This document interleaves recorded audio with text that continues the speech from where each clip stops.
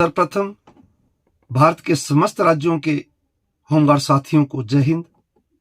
साथियों, ये जो महासम्मेलन होने जा रहा है गुजरात में, उसके उपलक्ष्य पर एक आईपीएस अधिकारी द्वारा आज एक वीडियो जारी की है, जिस वीडियो में जो होमगार्ड जवानों के हितों की बात की है, ऐसा लगता है कि होमगार्ड जवानों के साथ एक और छल होने जा रहा है।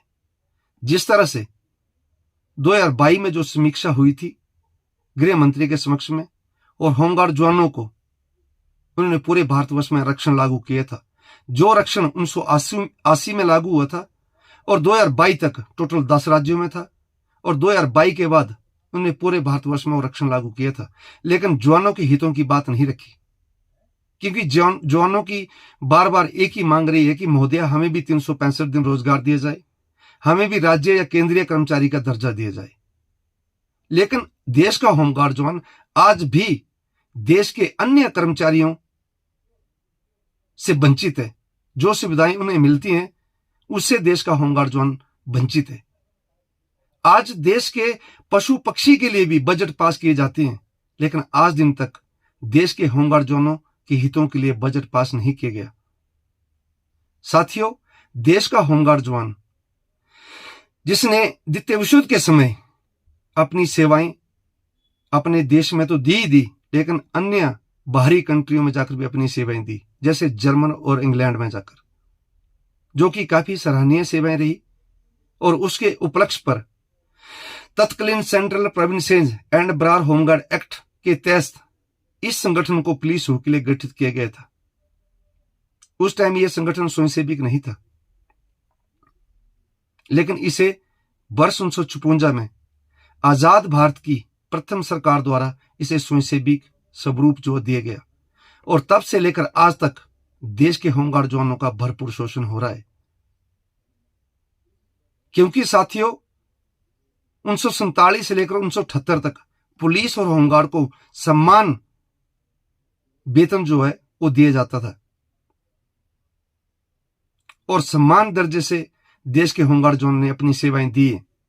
जिस तरह से एक अर्धसैनिक बल देता है, सैनिक बल देता है, या पुलिस बल का जवान देता है, चाहे देश में विकट से विकट परिस्थितियां उत्पन्न हुई हो, चाहे कोई युद्धों की बात हो, त्रासदियों की बात हो, मेलों की बात हो, चुनावों की बात हो, देश के होमगार्ड जवान ने कंधे से कंधा मिलाकर देश की आंतरिक व बाहरी सुरक्षा में अपना योगदान दिया है। यहां तक कि अपनी कुर्बानियां व शहादतें तक भी दी है। इसलिए हमारा माननीय प्रधानमंत्री महोदय से यही निवेदन है कि महोदय, ये जो समीक्षा की जा रही है, जो महासम्मेलन किया जा रहा है, इसमें देश के होमगार्ड जवानों के लिए या तो राज्य कर्मचारी का दर्जा दे या केंद्रीय कर्मचारी का दर्जा दे, अन्यथा लाखों परिवार देश में होमगार्ड जवानों के बर्बाद हो चुके हैं और लाखों जवान बर्बाद होने के कगार पर खड़े हैं। क्योंकि माननीय प्रधानमंत्री महोदय, आप अपनी बात पर खरा उतरने की कोशिश करें। इसलिए हमारी आपसे बार बार विनती है कि देश के होमगार्ड जवानों की एक ही मांग है कि हमें भी देश के अन्य कर्मचारियों के समान सम्मान दिया जाए। इसलिए हमारे समस्त राज्यों के होमगार्ड साथियों का सम्मान करने की कृपा करें, अन्यथा देश का होमगार्ड जवान अब काफी हताश हो चुका है। देश की जितनी भी राजनीतिक पार्टियां हैं, उन्होंने देश के होमगार्ड जवानों के साथ शोषण के बीज बोने के सिवा और आज तक कुछ नहीं किया है। इसलिए देश का होमगार्ड जवान काफी हताश हो चुका है। माननीय महोदय, देश का होमगार्ड जवान भी कंधे से कंधा मिलाकर 30 से 35 साल सेवाएं अपने अन्य सैनिक बलों के समान देता है, जिसे आज भी गुलाम बीड़ियों में जकड़ कर रखा हुआ है। और पूरे देश के जवानों को आपसे उम्मीदें हैं कि ये जो महासम्मेलन रखा गया है, इसमें देश के होमगार्ड जवानों के हितों की बात की जाएगी और देश के होमगार्ड जवानों को राज्य व केंद्रीय कर्मचारी का दर्जा जरूर दिया जाएगा। इसलिए आप पूरे देश के होमगार्ड जवानों के हितों के लिए खरा उतरेंगे, ये हमें और पूरे देश का होमगार्ड जवान आपसे उम्मीद लगाए बैठा है। जय हिंद। राकेश शर्मा अज मैं तुहाडे रूबरू फिर हाज़र हो रहा। अज का खबरनामा आप जी के अगे पेश है। भारत के जो गृह मंत्री हैं उन्होंने एक जो अपनी आवाज़ से एक वीडियो जारी की है, उससे खुश होने की बात नहीं है, उससे दुखी होने की एक घटना आपको व्यक्त करता हूं। आप सभी जितने भी स्टेटों के हैं होमगार्ड्स, जागो, अपने भविष्य के लिए और अपने परिवारों के लिए खड़े हो। ऐसा मत करो भी उसका हो जाएगा हमारा हो जाएगा। जब सभी चोर हो जाएंगे तो काम किसी का नहीं बनता। इसीलिए अपने भविष्य को, अपने उजड़ने वाले समय को बचाने के लिए आगे बढ़ो। आप सबका तभी आपको ड्यूटियां बढ़िया मिलेगी, 365 दिन का रोजगार, और आपका मान सम्मान तभी बढ़ेगा। जो एक गुजरात के अंदर सम्मेलन होने जा रहा है भारत में, सभी राज्यों के जो है कर्मचारी ऑफिसर साहबान वहाँ शामिल होंगे। मेरा उस जो सम्मेलन होने जा रहा है उसमें अपील है कि होमगार्ड जवानों के लिए भी एक सर्कुलर लाओ। जिन्होंने अपने जीवन काल की 20, 25, 30 साल नौकरी होमगार्ड के अंदर की है, उनको भी पेंशन और सारी सुविधाएं प्रदान की जाएं और उनके भविष्य को निर्धारित किया जाए।